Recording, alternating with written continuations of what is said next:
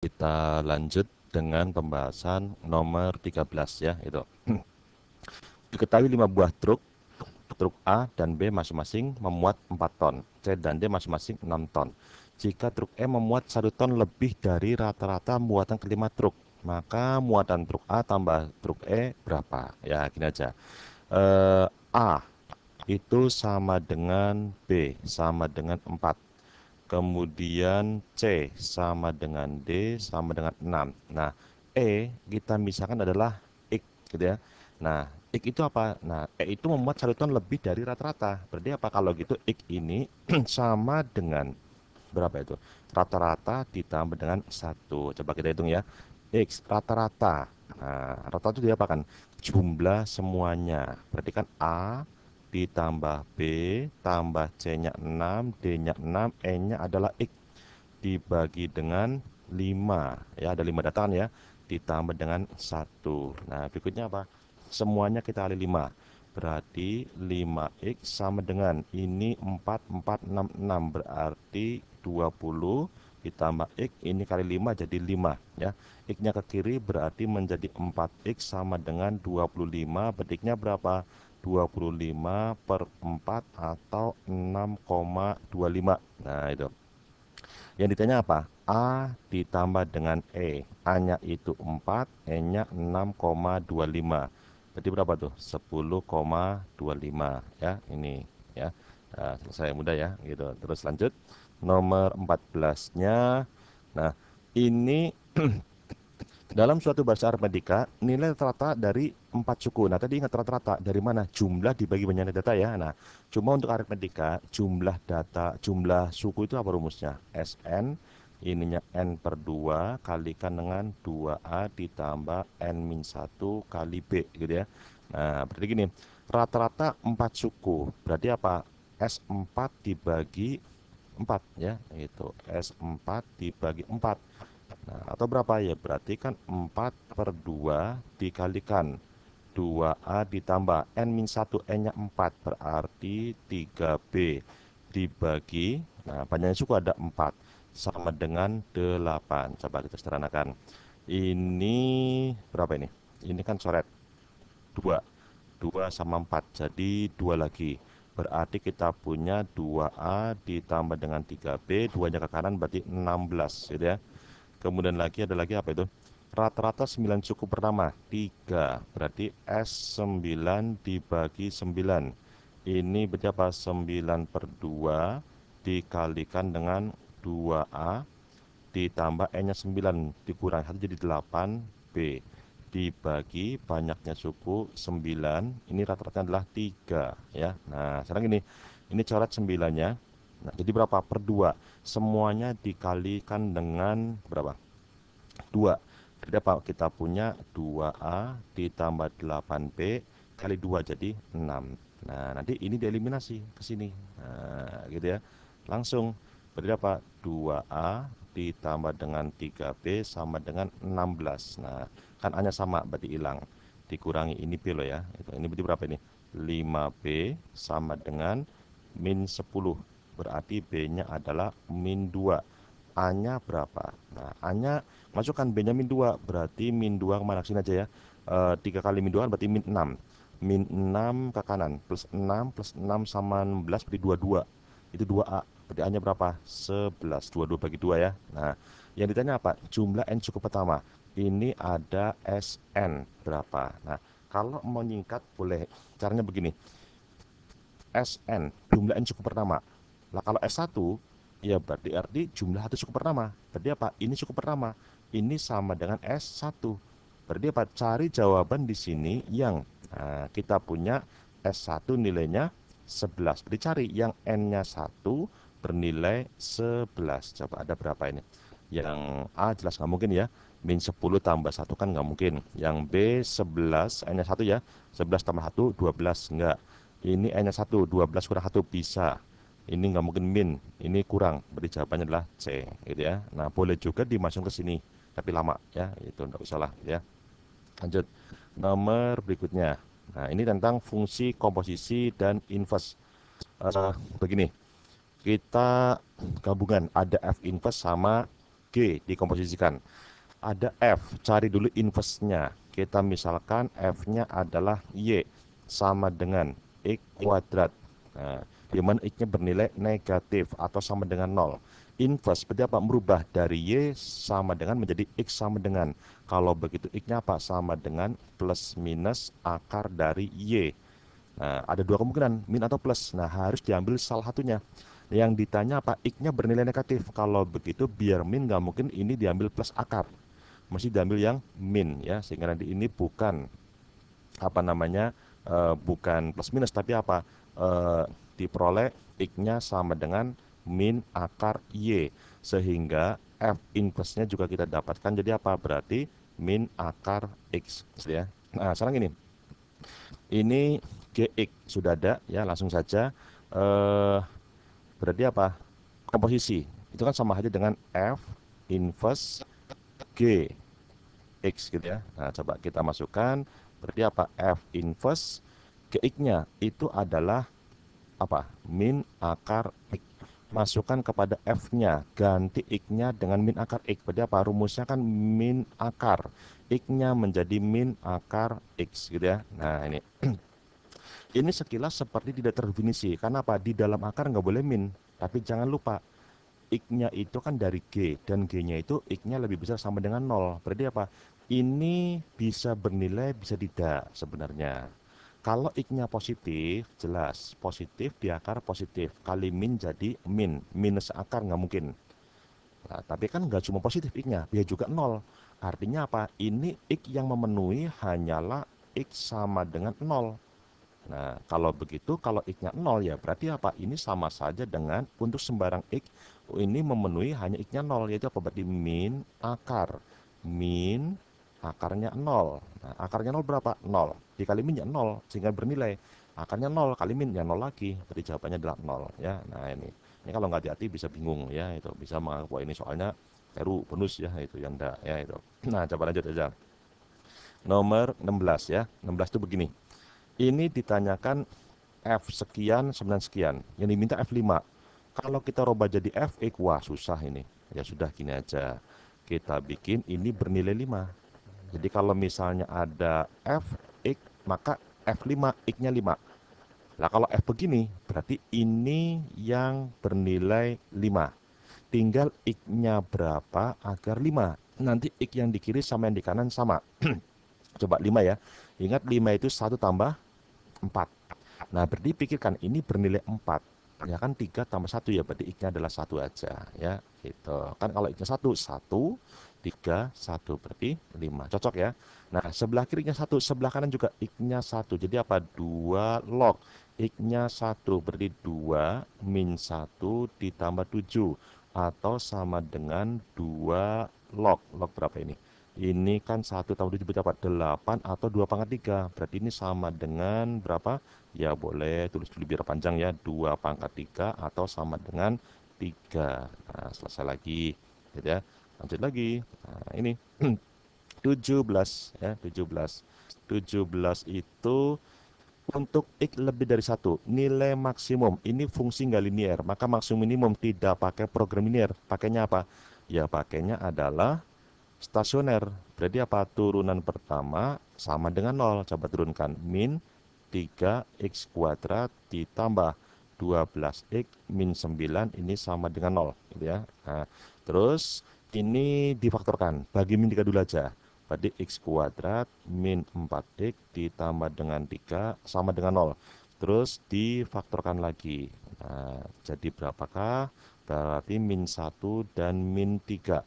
Nah, X-nya adalah 1 dan 3. Nah, yang diminta X-nya lebih besar sama dengan 1. Berarti dua-duanya bisa.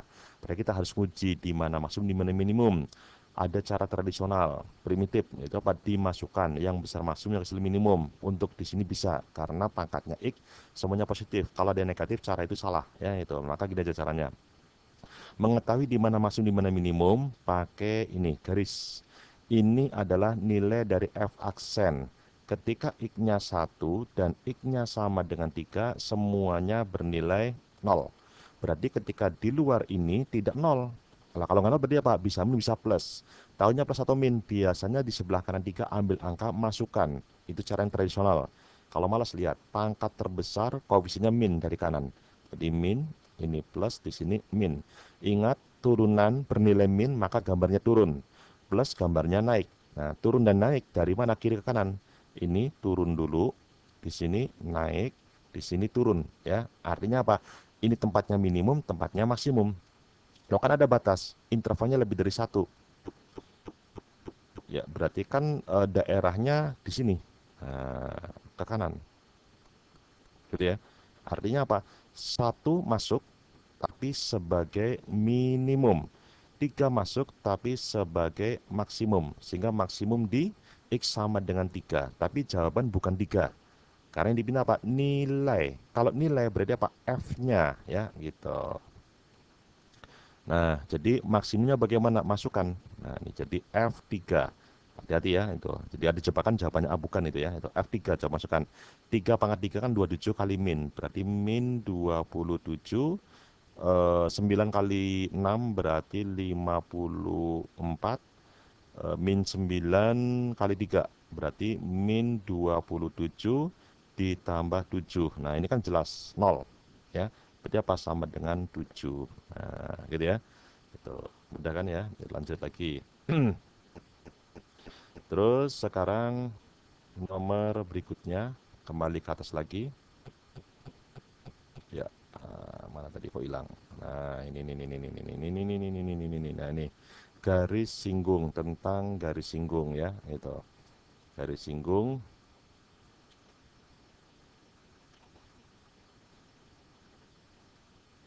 Ya, garis singgung. Nanti gini, kalau garis singgung kan nanti ada gradien, namanya garis kan pakai gradien ya. Nah, untuk gradien dari mana? Turunan. Nah, karena turunan maka y-nya jangan ada per. Jadi y-nya saya bikin 3x min 3x pangkat min 2 gitu ya. Nah, ini min 2 ya. Jadi ini min 2. Ya, saya benerin dulu. Min 2. Terus ini titik singgungnya, jadi kurva memotong sumber di titik P. Persamaan garis singgung kurva di P, berarti cari dulu P-nya sebagai titik singgung. Nah, P itu apa? Pada sumber X sehingga Y-nya 0. Ketika Y-nya sama dengan 0, maka X-nya itu sama dengan berapa? Gitu ya. Nah, gini. Ini kan sudah 3 kurangi 3. Biar 0 ya bikin X-nya jadi berapa? 1. Kan 3 kurang 3 gitu ya. Nah, gitu. Sehingga P-nya adalah 1,0. Boleh dimasukkan, cek ya itu. Jawaban yang cocok ada berapa gitu ya. Nah, coba ini. X-nya 1, Y-nya 0. X-nya 1. 1 kurangi 0 kurangi 9. Jelas tidak sama, berarti bukan A. Terus 1 kurangi 9 tambah 9. Tidak sama, berarti bukan B. Ini X-nya 1, berarti 9 kurangi 0 kurangi 9. Bisa jadi ini 9 kurangi 0 ditambah dengan 9. Ini tidak 0, bukan ya. Kalau ini 9 kurangi 0 kurangi 9, ini bisa, berarti ada C sama E. Bedanya apa C sama E itu gradien. Ini kan gradiennya berapa? Kalau saya rubah kan jadi Y sama dengan Y-nya ke kanan, jadi min ya. Minnya jadi plus ya. Jadi apa? Ini 9X min 9, berarti gradiennya adalah 9. Kalau ini berarti Y sama dengan pindah min 9X ditambah 9. Berarti apa? Gradiennya adalah min 9. Hanya beda gradien. Maka cari gradien garis singgung dari mana? Dari Y aksen. Berapa ini? Berarti 3. Min kali min jadi plus 6. X pangkatnya kurangi 1 jadi min 3. Nah, ini namanya gradien garis singgung di sembarang titik. Nah, kalau di P berarti ganti X-nya dengan 1. Masukkan. Berarti gradiennya berapa? 3 ditambah 1 pangkat berapapun 1 kali 6 ya. Berarti berapa? 9. Berarti yang bergradien 9. Jawabannya C gitu ya. Cocok ya gitu. Terus lagi. Nah, yang nomor 19 ini tentang persamaan kuadrat. Ingat kalau persamaan kuadrat hampir selalu dipakai ini. Kalau X1 tambah X2 itu apa? Sama dengan min B per A ya. X1 kali X2 itu adalah C per A. Nah, tahu ya ABC-nya. A itu adalah gini. Jadi ada A X kuadrat ditambah dengan BX tambah dengan C sama dengan 0. A itu depannya X kuadrat, B depannya X, C yang nggak ada X-nya gitu ya. Nah, nanti gini. Di sini ada alfa kuadrat tambah beta kuadrat. Ya, ini bisa dirubah menjadi apa? Ya, pasti menjadi antara jumlah akar yang sekali. Ini akarnya apa? Alfa beta. Berarti bisa dihitung alfa plus beta dan alfa kali beta. Coba alfa plus beta. Ini hanya satu, B-nya yang ini, C-nya ini. Alfa plus beta, min B per A, berarti minusnya hilang. Tinggal A ditambah 5. Hanya satu ya. Nah, ini saya pakai huruf besar hanya biar tidak kacau sama ini ya gitu. Terus ini C per A, C-nya adalah 5A hanya satu ya. Nah, sekarang gini, F sama dengan alfa kuadrat ditambah beta kuadrat. Ini harus minimum ya. Nah, ditanya nilai minimum berarti nilai F-nya. Dari mana caranya? Ini turunan pertama sama dengan 0. Cuma kan dua variabel. Harusnya satu variabel. Maka kita rubah jadi satu variabel. Caranya bagaimana? Kita punya alfa beta ini hubungannya. Kita rubah. Ini jadi apa ini? Berarti alfa tambah beta. Jadi setiap kali operasi aljabar akar pasti mengarah kepada penjumlahan dan perkalian ya itu. Nah, sudah. Berarti F alfa plus beta A tambah 5 di kuadrat ya, ini alfa plus betanya ini di kuadrat ya, dikurangi 2 alfa beta 5A, berarti apa? 10A. Nah, satu variabel langsung turunkan sama dengan 0. Ini dijabarin dulu, silakan, tidak pun apa-apa ya. Langsung aja 2-nya ke depan dikalikan A plus 5, pangkatnya jadi 1 ya, dikalikan turunnya dalam kurung 1, enggak usah ya. Min 10 aja, di min 10 ini harus sama dengan 0 ya gitu. Nah, sudah ini. Berarti apa? Ini adalah 2A. 10 kurang 10 habis, tinggal 0. Otomatis A-nya sama dengan 0. Ingat, ini kebetulan nggak ada pilihan, hati-hati ya. Kita tidak mencari A, mencari minimumnya F kan? Maka nilai, ingat nilai minimum, berarti F-nya, fungsinya. A-nya 0, fungsinya berapa? Masukkan aja. Jadi F yang minimum itu ketika A-nya 0. Berarti apa? 0 tambah 5 di kuadrat dikurangi 10 kali 0. Nah, ini kan jelas 0 ya. Ini berarti apa? 25. Nah, sudah ini ya, gitu. Terus terakhir nomor 20. Wah, ini ruwet sekali sepertinya ya itu. Nah, gini aja. Ini kalau kamu jabarkan susah ya. Jangan dijabarkan. Boleh juga dengan cara ya ambil pangkat yang besarnya aja dikalikan harus dibagi. Boleh seperti itu. Boleh juga begini. Ini pangkatnya per 3, per 6, per 2, per 2. Ini pangkat 1, ini per 3, per 3. Nah, maka apa? Ganti X-nya dengan sebuah bilangan yang pangkatnya habis dibagi dengan 3, 2, 6 ya, 2, 3 gitu ya. Nah, jadi habis dibagi 3, 2, dan 6. Berarti itu kira-kira X-nya bilangan berpangkat berapa?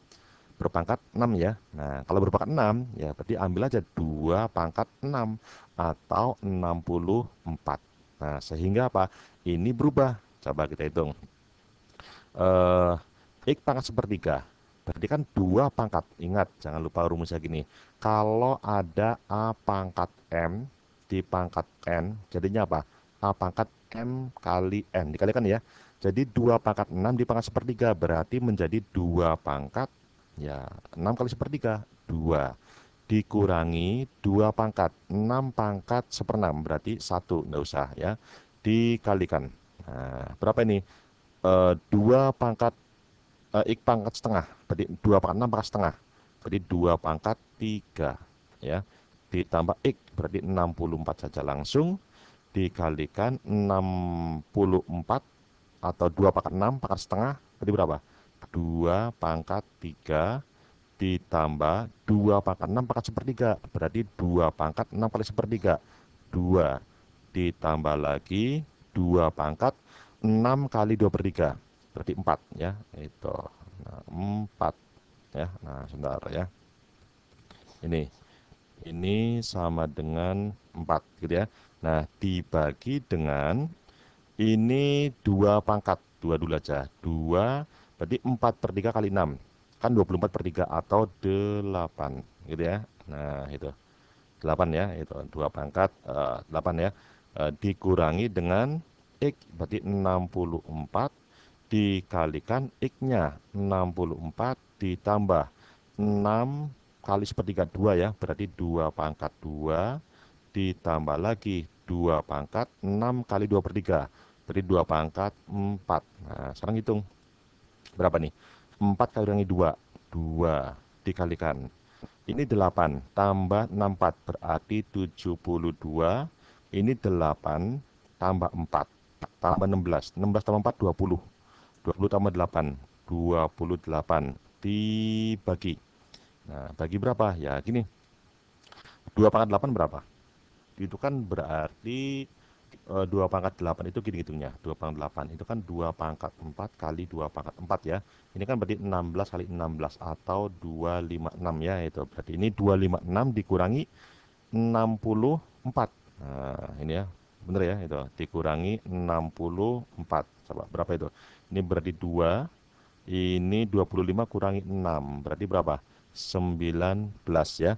9192 dikalikan. Ini 16 tambah 4, 20. Berarti 84. Nah, coba coret-coret dulu. Ya, ini coba. Ini dibagi berapa ini? Wah, bagi berapa ya? Oh, bagi dua-dua aja wis yang gampang. Bagi 2. Bagi 2 berapa itu? 42. Oh, ini bagi 7. Bagi 7, 6. Bagi 7, 4. Ya, itu. Boleh juga coret lagi. Ini dibagi, ya udah bagi 2 lagi, nggak apa-apa. Bagi 2 berarti 3, yang ini 2. Terus bagi 3 mesti bisa ini, bagi 3. Berapa itu? 24 ya. Nah, terus apa lagi nih? Oh, ini bagi 2 dulu aja. Bagi 2 lagi berarti berapa itu? 96 ya. Nah, ini bisa nih. Coret 1. Ini kan sama dengan berapa? 4 ya. Gitu. Berarti apa? Ini sama dengan 1/4 gitu ya. Nah, sekarang ini dicari A, B, C, D yang 1/4. Yang jelas 1/4 itu berarti Pak pangkatnya min ya itu. Ini sama dengan 2 pangkat min 2 gitu ya. Jadi yang A coba cek. 2 pangkat min 2. 2 pangkat 6 berarti 6 kali min 1/3. Min 2 ya. Bisa jadi ini nggak mungkin plus, nggak mungkin. Ini berarti nggak ya itu. Ini nggak, ini juga nggak. Berarti jawabannya A gitu ya. Itu sudah. Nah, itu ya. Itu nanti tunggu pembahasan soal berikutnya.